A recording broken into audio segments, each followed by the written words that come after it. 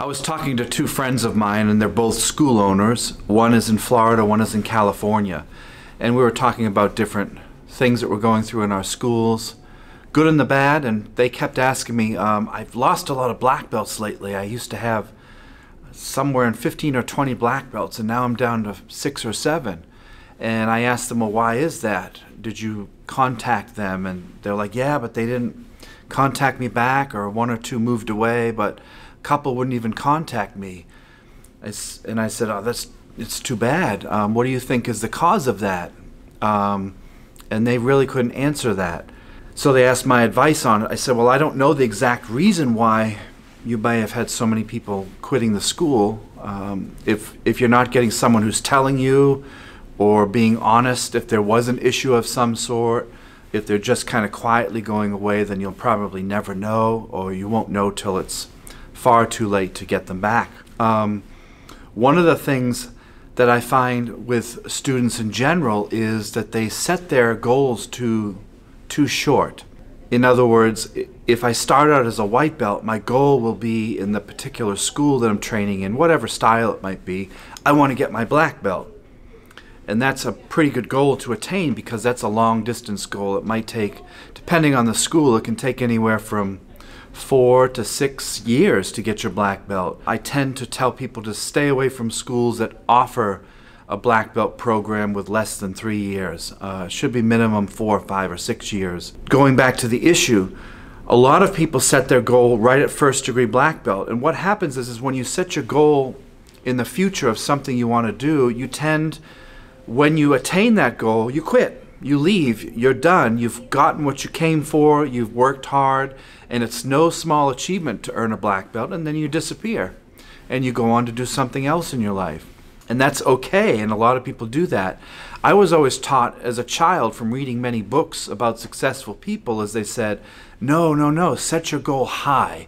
Set your goal very, very far and high and wide. In other words, say that you want to be a 10th degree black belt. And when you do that, when you set your goal farther, once you get to first degree, it's just another step on that long distance goal. If you set yourself just at a black belt, you might quit it in the middle at blue or red or green or even brown.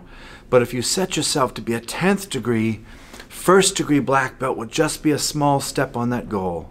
And then second degree will be a small step. You know, there's this old saying that the white belt is the hardest belt to get. Well, that's not true. It's a sales gimmick. Yes, it is hard to get your white belt because you have to have the guts and the courage to go into a new school where you're going to be scared and nervous, you don't know anyone, and to be able to step on the mat and take a few classes to get your white belt. That is definitely a hard step and something I admire, but it's by no means the hardest belt to get. Neither is black belt. Black belt is difficult. Black belt will take many years of hard work, a tremendous amount of consistency, fortitude, highs and lows, yet you're the guy that gets knocked down 50 times and you get up 51. You have the ability to stick with something rather than being a dabbler who has no integrity. You're one of these people that is really good at keeping the higher prize in mind. Attaining your black belt is not easy, and it is a wonderful accomplishment. It's one of the highlights of your career. But talk about difficult. Difficult is going from first degree to second degree. Or even harder, second to third, third to fourth, fourth to fifth. Now those are difficult ranks to get. Remember, when you earn your black belt, you get what's called your Sho Dan. Sho is initial and Dan is like step. It's like a grade. So you train 4 or 5 years to get your first grade, your first step. Yes, that's how it works. Think of the Q system, the colored belt system, as middle school and maybe even parts of high school. So when you mean to tell me, Mr. Norcross, when I get my black belt, I've just gone to high school? Yeah, that's the way it is. It's the way it was with me. As my teachers used to joke around, they said, yeah, now that you have your black belt, you suck less. And it made perfect sense. It's like, no, when you get your black belt, it means your first step. It means now you understand some of the fundamentals and the basics of your martial art. Now we can get to work. It's like graduating high school, getting your diploma. It's like, now what do I do with this? Well, now you have to go to college if you really want to be good at what you're studying. You don't finish at high school. That's no good. You need to go off to college. You have to go to college, and that's your first to second degree. Then you have to go to graduate school. That's your second to third degree. Well, you want to become a PhD. Well, you have to get your fourth, fifth, sixth degree black belt, and you have to spend decades at your martial art. Consistently. I'm not talking some of these people, you know, when they say, oh, I've been training for 30 years. Well, no, you've actually only been training for about 6 months straight, and then you went to a seminar once per year, so you called yourself active, but you weren't. I'm talking you have to train 2, 3 times a week, week after week, month after month, year after year. And you have to see hundreds of people go before you. The statistics are staggering on how few people will make it to their black belt. Staggering. It's like might be 1 in 100 students will get to their black belt. And then even worse is first to second degree. You might get 1 out of 200 that gets that far, etc. So if you're a real odd fighter, meaning you like to fight the odds, boy, you have your task cut out for you. And I saw the higher degrees I got in black belt from my different martial arts I studied. Boy, I saw some of my best friends who I thought were the toughest people quit. They had fortitude, but something in their personal life pulled them away. Sometimes it was their spouse that pulled them away. Often they moved. They got a new job, so they had to relocate, and there was no dojo around. Sometimes it was financial reasons. Sometimes they had children. There are 1,000 reasons why people will quit. And it's very rare for someone to be able to have the unbelievable tenacity to stick around for 10, 15 years. Earning your black belt is no small feat, I promise you that. But getting your second, third degree is way more difficult. Way more difficult. Don't assume, too, another question I get is, Mr. Norcross, I have my black belt, I'm a master ninja. And I'm like, no, no, no. That's not the way it works. Again, you have your black belt, you have your first step. Now we can get going and get to work on the much more difficult techniques that we will study in these higher levels. Just because you have 3 first-degree black belts does not make you a third-degree black belt. I have black belts in 4 different martial arts, but that doesn't make me a master at any of them. As a matter of fact, you know my stance. I've been saying for 20 years there's no such word as master in the martial arts. You cannot, and don't call yourself a master. You cannot master the martial arts. It's impossible. And no one has been able to debate me on this issue, because all I have to say is, do you know it all? And they're like, no, I don't know it all. Well, then why are you calling yourself a master? As soon as you call yourself that, you shut yourself off to new knowledge. You think that you're the best. You're no longer open-minded. And what you do is you get a big ego and you push your students back. And I've seen this happen. Some people who think they're that good don't even allow their students to grow. They don't want their students near them. So they hold their students back, saying, you'll never be as good as the master. I'm the master. And some people even have the audacity to call themselves a grand master. What the hell does that mean? There's no such thing. We should always be students. I don't care what rank you tie on my belt. That doesn't make me any better.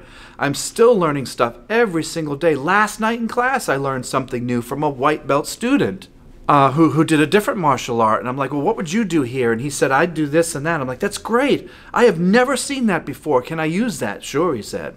So to have that audacity to say you're a master at anything, I would say if you're literally a master, you would never call yourself that. So to think you're a master at first degree, impossible to claim that or proclaim that.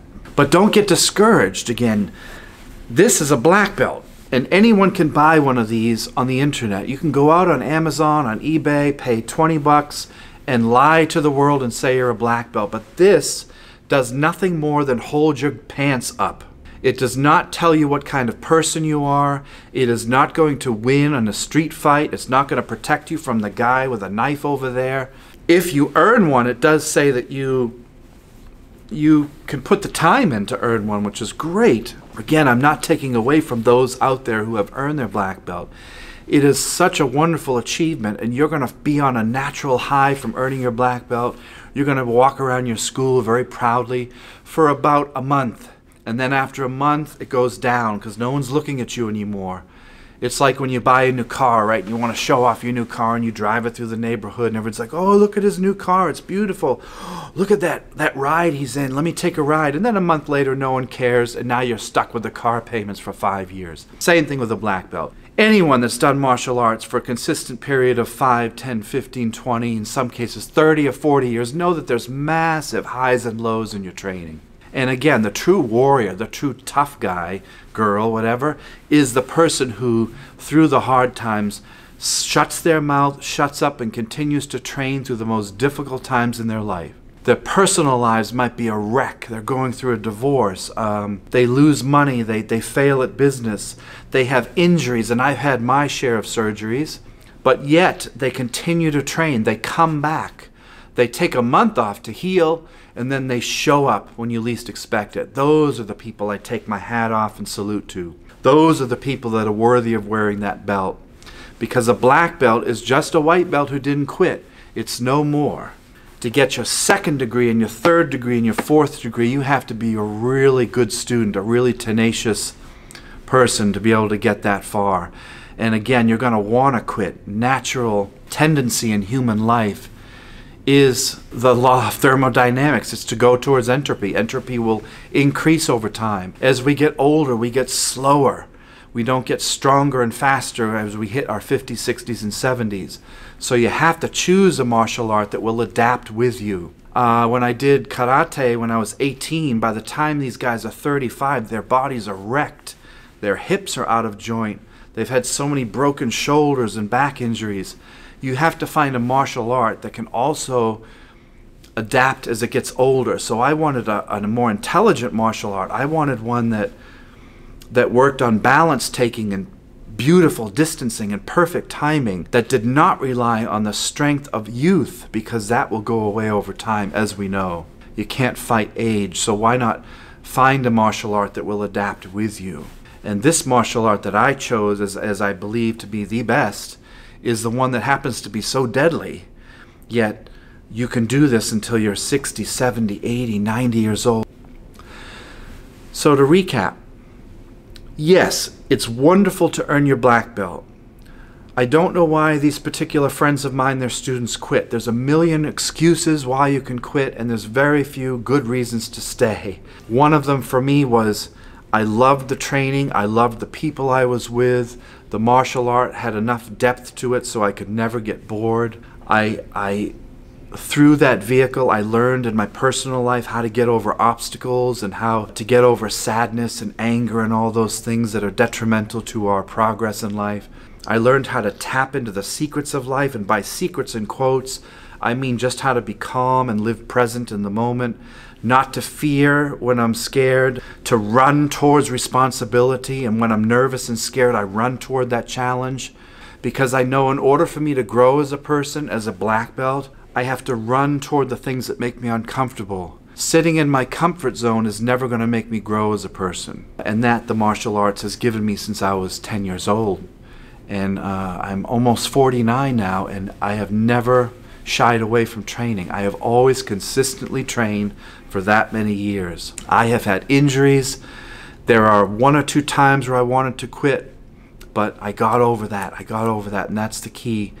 And I believe to success in life. It has nothing to do with money or fame or anything. For me, success is getting up in the morning, doing what you want to do, and sleeping at night knowing that you've served the world, served your family, served your community, and that you just had a good day.